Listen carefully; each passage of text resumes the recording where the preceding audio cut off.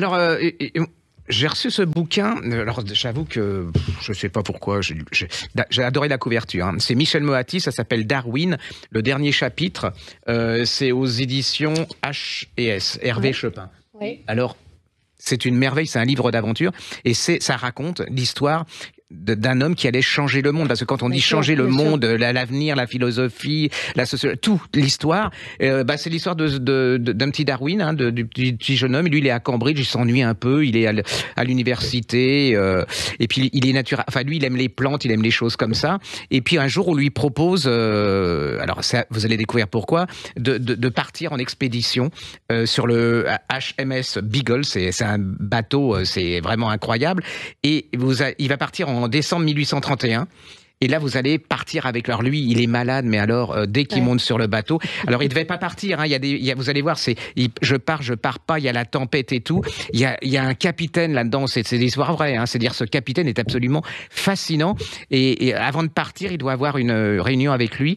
Le problème, c'est qu'il accepte les gens en fonction de leur nez, par exemple. C'est-à-dire, et Darwin est là en disant, il se regarde sans arrêt en se disant, mais est-ce que j'ai le bon nez, pas le nez et tout. Et pendant tout l'entretien, et puis à la fin, il se dit, oh, je dois pas avoir le bon nez parce que et il va partir. Et là, c'est 5 ans de voyage absolument incroyable, avec des aventures, la tempête, et vous allez découvrir le personnage, c'est-à-dire l'être humain derrière, c'est-à-dire c'est un être fragile, et puis tous ces gens qui étaient sur ce bateau, les allers-retours, comment ils doutent, c'est incroyable, franchement. Alors, je vois, il s'est inspiré par les journaux de bord du capitaine Robert Fitzroy, le carnet de voyage et les lettres de Beagle de Charles Darwin. Mais alors, ce sont des faux journaux, hein, apparemment, il se sert de ça.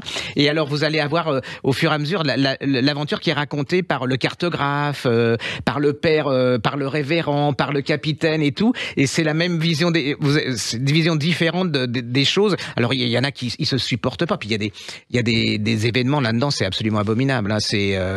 Nous, quand on part en bateau, maintenant, c'est plutôt cool. Hein.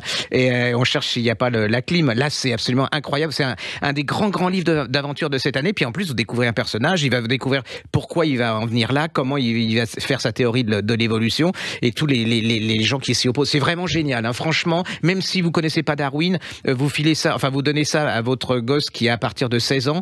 Je suis sûr que ça va lui donner envie de savoir qui était Darwin, parce que maintenant, ils ont beaucoup de... Voilà, faut tout réintroduire, hein. C'est-à-dire que au niveau culture, c'est très compliqué. Ça, c'est sûr. Et c'est une façon de découvrir effectivement ce personnage. Avec un grand plaisir. Il écrit très bien. L'auteur Michel Moati, c'est lui qui avait fait Retour à Whitechapel, qui était un livre qu'on avait adoré. Hein, et adoré. Ça existe en poche. Vous pouvez aller le lire. Et donc, c'est un vrai raconteur d'histoire, un romancier. Et puis là, il fait œuvre vraiment. Je trouve que ça devrait être conseillé dans les lycées. Ça devrait être dans toutes les bibliothèques de lycée et de bibliothèques en général, parce que c'est vraiment une manière très pas jubilatoire, c'est pas, mais très sympathique et très agréable de redécouvrir ce personnage et de son voyage, parce que moi je connaissais rien du tout du voyage, je savais même pas que ça avait duré 5 ans. Non. Et puis c'est ça. Voilà. Et puis je pensais qu'il était déjà très connu, et puis bon, pas du tout. Vous allez découvrir son père, vous allez découvrir, mais vraiment c'est fantastique. Les compagnons sont absolument incroyables. Michel Moati, et ça s'appelle Darwin, le dernier chapitre, et c'est aux éditions Hervé Chopin.